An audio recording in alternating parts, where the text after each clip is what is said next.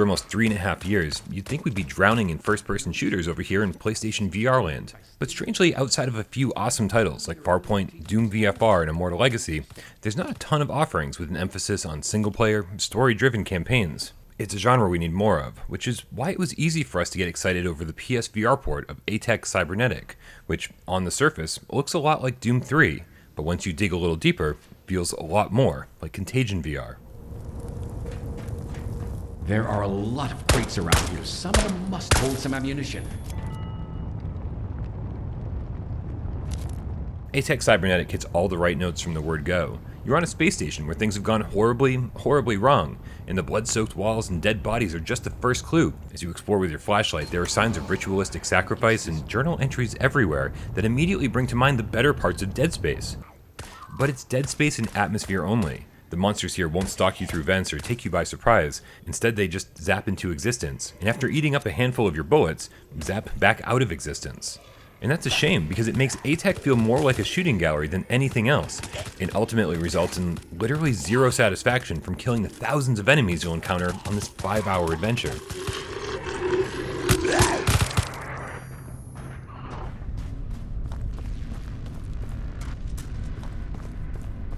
You'd think the dark corridors and horror vibe alone would be enough to sell me on A-Tech, but way too many technical problems got in the way, turning it into something of a chore to get through. There are invisible walls pretty much everywhere, which enemies seem to encounter even more than I did, making situations that should have felt tense feel kind of ridiculous. I was shot through more walls than I can count. Melee weapons work sometimes, but not other times. And although I've already addressed the issue of enemies zapping into existence, the sound design here needs some work. Because when they zap into existence directly behind you, there's no audio indication, such as footsteps, growls, or even the cocking of a shotgun, to let you know that your life might be in danger.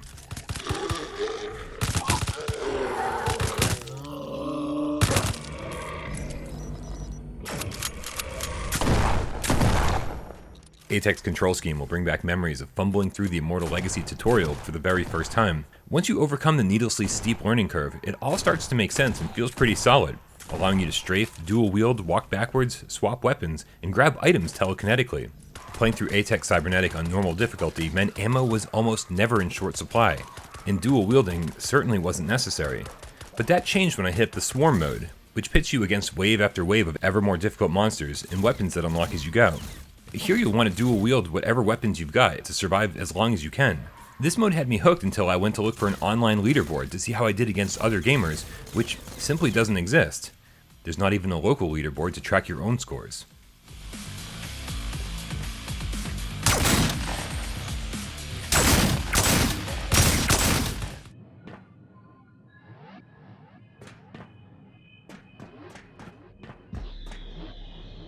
The fact that A-Tech Cybernetic does so many things wrong, but I still somewhat enjoyed my time with it and pushed through to the end, is proof that we desperately need more first-person shooters on PSVR.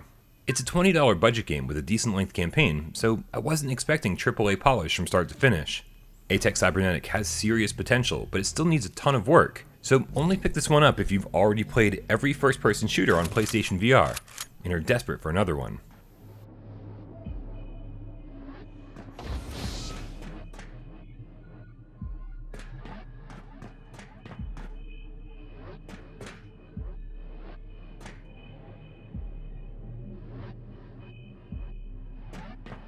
What the hell is that? I didn't know we were working on things like this.